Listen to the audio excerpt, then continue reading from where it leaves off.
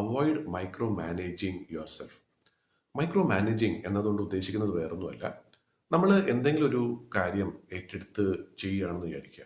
നമ്മൾ എന്തൊരു ലീഡർ എന്നുള്ള രീതിയിൽ എന്തെങ്കിലും ഒരു വർക്ക് നമ്മൾ ഏറ്റെടുത്ത് നടത്തുകയാണ്.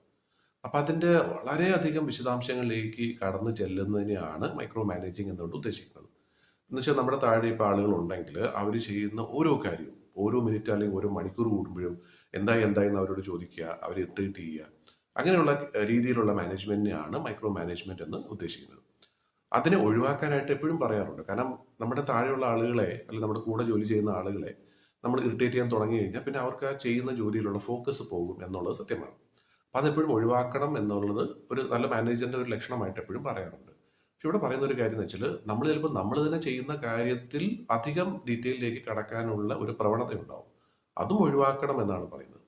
അത് ഒഴിവാക്കാനായിട്ടുള്ളൊരു മൂന്ന് വളരെ സിമ്പിൾ ആയിട്ടുള്ള ടിപ്സാണ് ഇവിടെ പറയുന്നത്.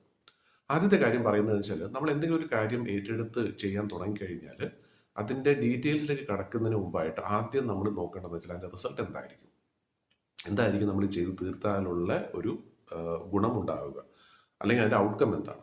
അപ്പോൾ അതിലേക്ക് വേണം നമ്മൾ ആദ്യം ഫോക്കസ് ചെയ്യാനായിട്ട്. രണ്ടാമത്തെ ഒരു കാര്യം പറയുന്നത് എന്താണെന്ന് വെച്ചാൽ നമ്മൾ എന്തെങ്കിലും ഒരു കാര്യം ചെയ്തുകൊണ്ടിരിക്കുമ്പോൾ ഇടയ്ക്ക് വെച്ച് അതിൻ്റെ ഗതി മാറ്റാതിരിക്കുക.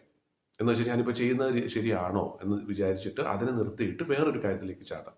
അത് എല്ലാ അർത്ഥത്തിലും അത് ഒഴിവാക്കേണ്ട ഒരു കാര്യമാണ്. പിന്നെ മൂന്നാമത്തെ ഒരു കാര്യം പറയുന്നത് അത് വേറൊന്നുമല്ല, നമുക്ക് ഇടയ്ക്ക് ചില സമയത്ത് ഒരുപക്ഷെ മൈക്രോ മാനേജ്മെന്റ് വേണ്ടി വന്നേക്കും. നമ്മൾ ചെയ്യുന്ന കാര്യത്തിൽ വളരെ വിശദമായിട്ട് കടന്നു ചെല്ലേണ്ടി വരും. അങ്ങനെയുള്ള അപൂർവം ചില സമയത്ത് മാത്രം ആ ഒരു കഴിവിനെ പുറത്തെടുക്കുക. അപ്പം ഈ ഒരു 3 കാര്യങ്ങൾ നമ്മൾ ചെയ്തു കഴിഞ്ഞാൽ നമ്മൾ ചെയ്തുകൊണ്ടിരിക്കുന്ന കാര്യത്തിൽ നിന്ന് നമുക്ക് ഫോക്കസ് മാറില്ല.